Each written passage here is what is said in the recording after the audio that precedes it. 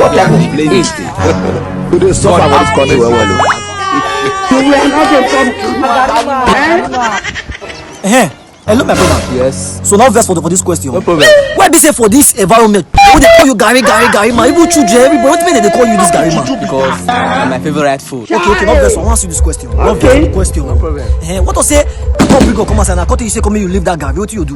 See, a life without Gary is lifeless.